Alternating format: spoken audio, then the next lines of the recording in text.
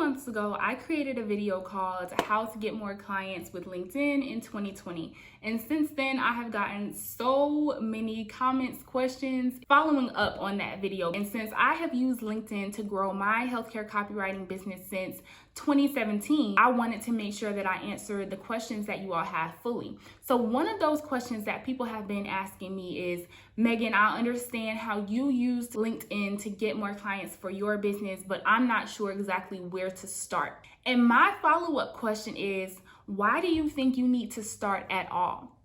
Are you sure that LinkedIn is the platform that you want to be using to try to get clients? Now, in my case, that worked for my business, but you have to figure out whether that works for your business. So today, I want to talk about the answer to that question. How to know if LinkedIn is right for your service business in the first place. Let me know in the comments whether you have used LinkedIn for your service business thus far. Give me a hands up emoji if you have, and give me a hands crossed emoji if you have not yet attempted to use LinkedIn to promote your business or to connect with clients or anything of that nature. There are 3 questions that are going to help you figure out whether LinkedIn is the right place to promote your business or to try to secure clients for your service business. The first question that you need to answer very clearly is, who is your ideal client? Not everyone is active on LinkedIn. Let's be honest about that. If you are listening, there's like a 50-50 chance that you aren't even active on LinkedIn.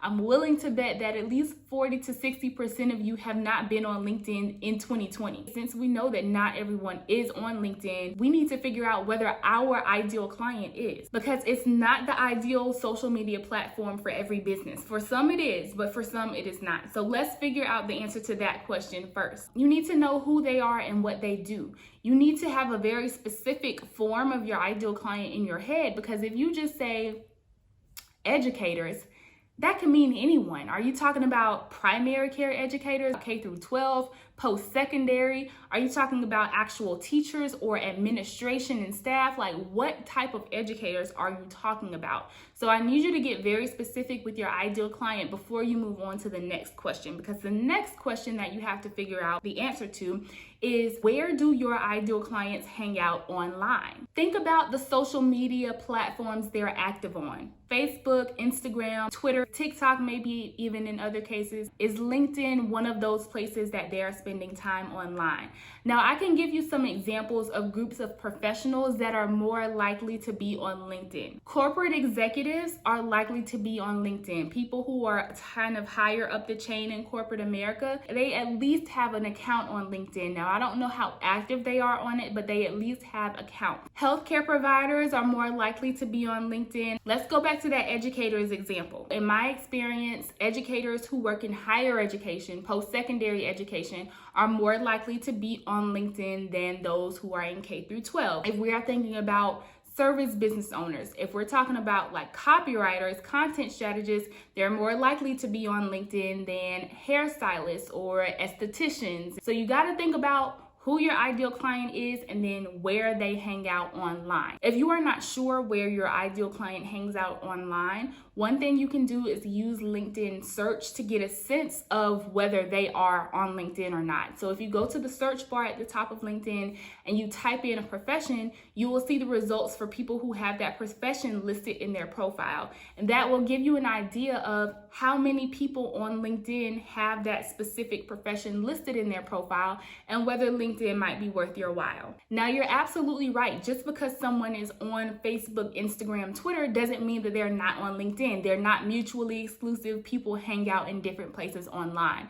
So we got to get more specific with that question, which brings us to the last question. Where do your ideal clients hang out online when they are looking for your specific service?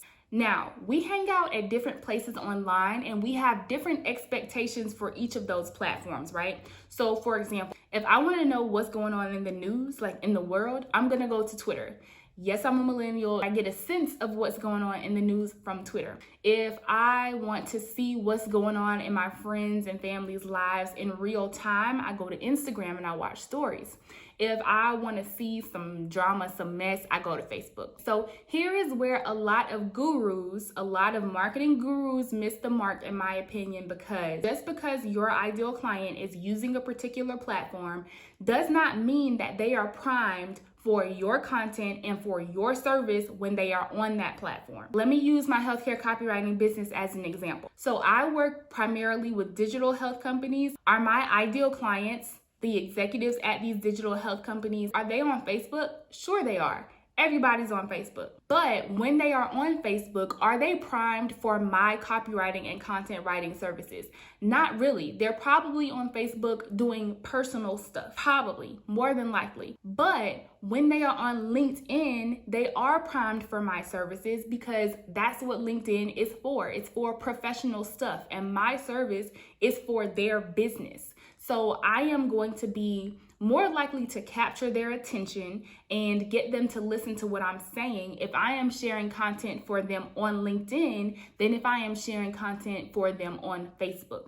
That's what I mean by, is your ideal client primed for your service on a particular platform? It also works the other way around. If you offer a service to people who are professionals that are heavily present on LinkedIn, that's great. But if the service that you provide for them is not suitable for LinkedIn or is not necessarily appropriate for LinkedIn, then you might want to try to reach that group of people on a different platform. It works both ways. So you have to really think about the person that you are looking for, where they are when they are most primed for your service, and the nature of your service to find out if LinkedIn is a good place for you to generate clientele. If you do think that LinkedIn is right for you, then I highly encourage you to head to that Get Clients on LinkedIn in 2020 video. I think it's going to really help you get started with how you can find your clients and how you can connect with them so that you can start building the relationships that hopefully turn into client relationships. I'm Multipassionate Meg. I am a public health pharmacist, copywriter, entrepreneur, podcaster, and YouTuber, and I help multi-passionate millennials find focus through content strategy so that you can finally start profitable online businesses. If that's something that's up your alley, go ahead and subscribe to the Multipassionate Meg channel and make sure you hit the notification bell so that you know when I'm back in these YouTube streets, which is every Sunday at 1 p.m. Thanks so much for watching. I'll see you next time.